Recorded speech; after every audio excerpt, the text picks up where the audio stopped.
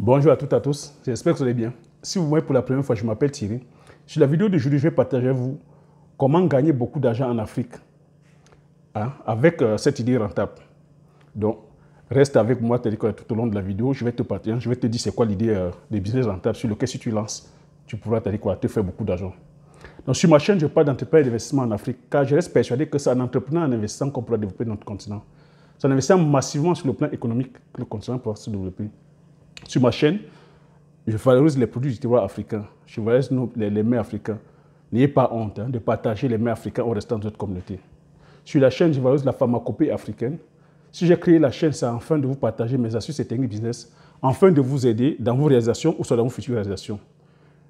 Le but de la chaîne est d'essayer de retracer mon parcours entrepreneurial. Car il y a cela 7 ans, j'ai embarqué femmes, enfants, frères et sœurs dans une aventure entrepreneuriale dans le domaine agricole, avec pour mission de produire le célèbre poivre du Mungu, communément appelé poivre de Penja, qui a reçu son label d'indication géographique protégée en 2013, sur lequel nous sommes présentement sur 5 hectares en voie de production et nous sommes encore appelés à étendre les parcelles.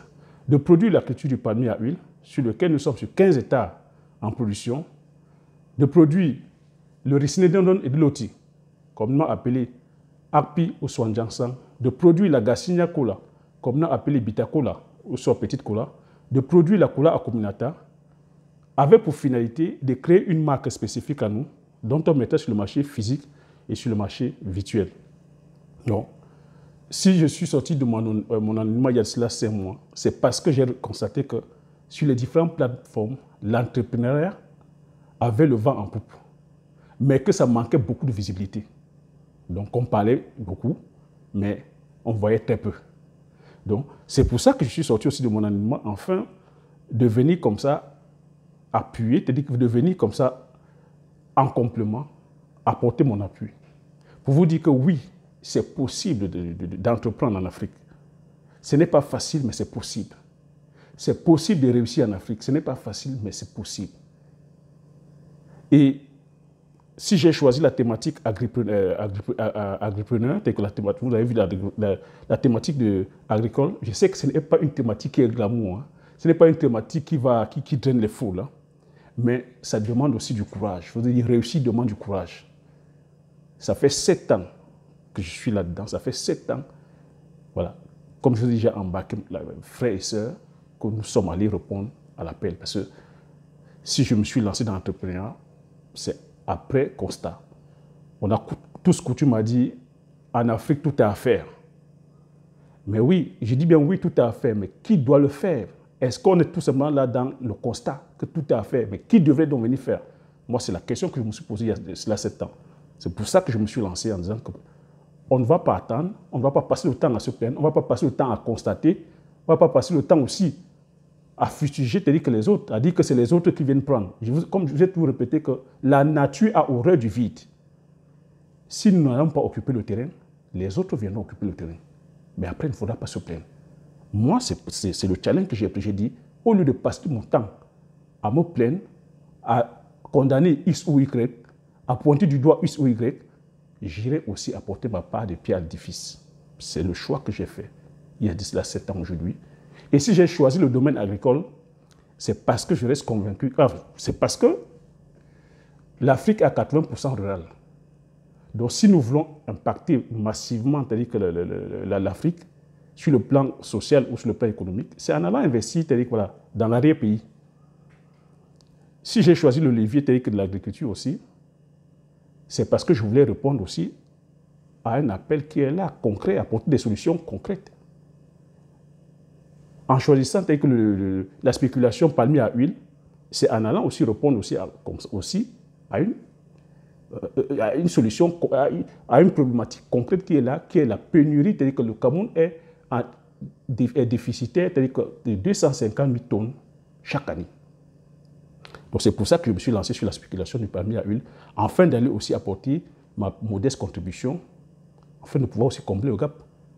Ce déficit aussi, tous les pays d'Afrique accusent le même déficit. Nous sommes déficitaires, c'est-à-dire que l'Afrique est déficitaire en termes d'huile végétale.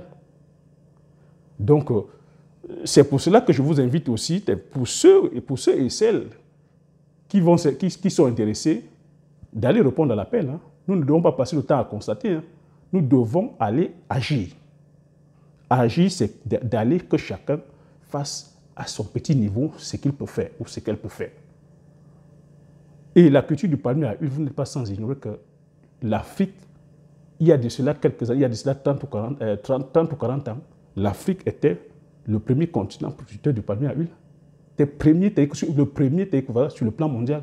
Aujourd'hui, nous sommes relégués à l'arrière-plan. Aujourd'hui, c'est l'Indonésie, la Malaisie et Singapour qui se taillent la palme d'or. Pourtant, ils sont venus récupérer, que la technologie a été récupérée. La Malaisie ou l'Indonésie sont venus récupérer les graines et ont récupéré la technologie en Afrique.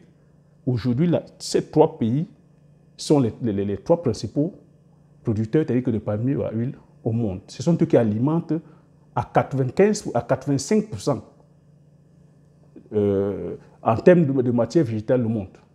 Et la Malaisie et l'Indonésie et Singapour ont obtenu leur croissance ou leur développement à travers la culture du palmier à huile. Donc, vous voyez que c'est une spéculation qui peut booster notre économie. C'est une spéculation qui peut nous empêcher de regarder, c'est-à-dire que nous sous-sols, parce qu'on est là aujourd'hui, on se contente des sous-sols. Qu'est-ce qu'on en a à foutre des sous-sols? Nous sommes déjà, voilà, on a déjà pas mal, on a la terre qui est agraire, on peut déjà bâtir, comme j'ai coutume à dire, bâtir un bon plan de stratégie sur le plan agraire. Si je me suis lancé aussi sur la culture du poivrier, c'est non sans difficulté, je vous ai partagé mes difficultés.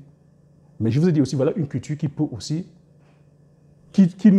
si on se lance là-dedans de façon stratégique, de façon professionnelle, parce que c'est une culture aussi qui demande bien se former, qui demande d'avoir des moyens, parce que la mise en place d'un État, c'est au minimum 6 à 7 millions la première année.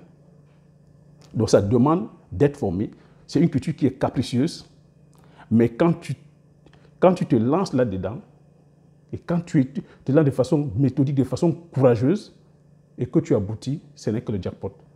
Parce que c'est l'épice la plus consommée au monde, la demande dépasse l'offre, et 1 kilo de poivre, labellisé poivre de Penja au Cameroun, aussi entre 6 000 et 20 000 francs. Si tu l'exportes, c'est entre 75 € et 400 €. Donc tu vois que si tu arrives à faire 1 hectare, voilà, comme on dit, tu es en haut. En Indonésie ou au Cambodge, il y a des personnes qui ne sont que sur 400 pieds. Hein. 1 hectare, c'est 2500 pieds. Il y en a qui n'ont que 300 pieds de poivrier, 500 pieds de poivrier. Leur vie est refaite. Hein. Donc c'est vers là que je veux vous amener, si ça peut vous susciter des vocations, si ça peut vous amener à vous intéresser, à vous lancer aussi. J'ai des vidéos comme ça que j'ai de moi dans des vidéos de moi dans la plantation, dans la palmeraie, dans la poivrière. Celui ou celle qui est intéressé par la culture, voilà, s'imprègne. Moi, je vous ai dit, en 2013, c'est à travers un blog que je me suis intéressé sur la culture. J'ai lu un blog et je me suis lancé. Donc, vous me voyez aussi faire la promotion des produits du terroir africain. C'est à nous de promouvoir nos produits. Vous voyez, les Occidentaux, les Européens font la promotion de leurs produits. Nous mangeons les produits du terroir, nous qui sommes ici à la diaspora, nous mangeons les produits du terroir européen ou des produits occidentaux. Ils ne font que la promotion de leurs produits. Partout, moi je suis présentement en France, les Français ne font que la promotion de leurs produits. Chaque Français est ambassadeur de son terroir. Pourquoi nous ne le faisons pas? C'est pourquoi nous avons honte de nos produits. Est-ce que c'est parce que les produits ne sont pas bien faits? C'est faute de packaging? On entend aussi toujours dire « Ah non, c'est parce que c'est mal présenté. Ah, ce n'est pas... » Donc, moi, je mets le doigt là où ça fait mal. L'idée de business qui va te faire beaucoup, et qui va te faire gagner beaucoup d'argent, c'est quoi? C'est la création d'une unité d'emballage métallique. Voilà, je mets le pied dans le plat, emballage métallique. J'ai déjà fait comme ça une série de vidéos sur l'emballage. Hein. On est tous d'accord qu'on peut produire, mais si on ne sait pas dans quoi emballer, si on n'a pas de contenant, parce que c'est ça l'emballage métallique, c'est ça le contenant. Si tu n'as pas de contenant et que tu produis, tu vas mettre dans quoi? Comment est-ce que tu pourras transformer? Comment est-ce que tu pourras conserver tes produits? Tu ne pourras pas conserver les produits. Et le but aussi ici aujourd'hui où nous produisons et nous allons plutôt acheter les emballages en Chine, en Inde, ce n'est pas un bon business. Parce que nous passons le temps à enrichir plutôt les autres. il faudrait qu'on ait des hommes et des femmes courageux qui vont lancer dans l'industrie d'emballage. Parce que le but ici, c'est de créer les emplois. C'est quand on va acheter par exemple un emballage comme ça en Chine, c'est la main-d'œuvre vient de Chine. Hein. Cet emballage, pour créer cet emballage, c'est les Chinois, c'est les Indiens, c'est les Européens qui ont travaillé. Nous, on vient juste consommer. Donc, c'est de l'argent, c'est de la devise qu'on donne ailleurs. Donc, le but de ma vidéo ici est d'inciter des hommes et des femmes courageux qui vont se lancer dans l'industrie d'emballage. Vous voyez, c'est ça. J'ai fait une vidéo sur la culture du champignon. Vous voyez, ça, c'est en Europe, hein, ça, c'est en France. Hein. Vous voyez comment ils conservent les champignons. Voilà. Je parle du champignon, hein. Le cocombiaco, comme on dit, le cocombiaco. Et tu vois que dans le maïs, on cultive le maïs chez nous, non? Vous voyez comment ils conservent le maïs dans les boîtes. Et ça, c'est un maïs pour faire la salade. Et dans des bocaux comme ça, vous voyez qu'on peut faire beaucoup de choses. On a nos légumes, nos différents légumes, les ndolés. Tu peux te lancer dans la restauration de ndolé. Tu fais un bon ndolé avec le mukanjo, de la morue, avec de la viande. Tu fais avec les crevettes. Tu mets ça dans une boîte comme ça. Nous qui sommes de la diaspora, tu expédies en Europe, on achète, on vient juste se réchauffer son ndolé, on mange. Tu peux faire pareil ici, tu fais un bon condré. Le condré, tu mets dans la boîte. Tu peux faire plusieurs choses. Tu peux faire le pomme, tu mets dans la boîte. Tu peux faire le kéya, tu peux faire le konchap, tu mets dans la boîte. Tu peux faire du haricot. Le haricot, tu mets dans la boîte. Tu peux faire la sauce graine, tu mets dans la boîte. Tu peux faire la sauce djungolé, tu mets dans la boîte, on réchauffe. Toutes les sauces, on peut les faire en conserve, on peut les mettre en conserve. C'est ça l'utilité de l'emballage métallique. Avec ça, la conservation est longue. Tu mets tout ça, tu mets la traçabilité, tu mets les différents ingrédients, tu pèses, tu mets toute la traçabilité, c'est de l'argent, c'est de la plus-value qu'on apporte. Tu vois, ça, c'est les champignons. Tu vois, là, c'est la sardine. Est-ce qu'on n'a pas les poissons? Ils mettent en conserve. Ça, c'est du thon. Ils mettent en conserve, on achète. Qu'est-ce qu'on peut te... Tu as comme ça plusieurs formats. Ça aussi, c'est métallique. Tu vois, tout ça, c'est pour faire conserver les choses. On va rentrer sur quoi? Sur le plan de la cosmétique. Il y a des braves femmes qui font des produits cosmétiques, emballage métallique. Tout ça, c'est quoi? C'est des sprays cosmétiques, l'emballage. Donc, voilà un business comme ça, sur lequel vraiment les Africains devaient se lancer. Si nous voulons vraiment entrer dans la production, c'est bien de produire. Nous sommes déjà sur le secteur primaire. Nous devons passer sur le secteur secondaire. Le secteur secondaire, voilà, ça nous ramène encore la plus-value. On produit, on transforme et on vend. Et en mettant dans les bocaux comme ça, on peut impacter, c'est-à-dire aussi attaquer les marchés occidentaux.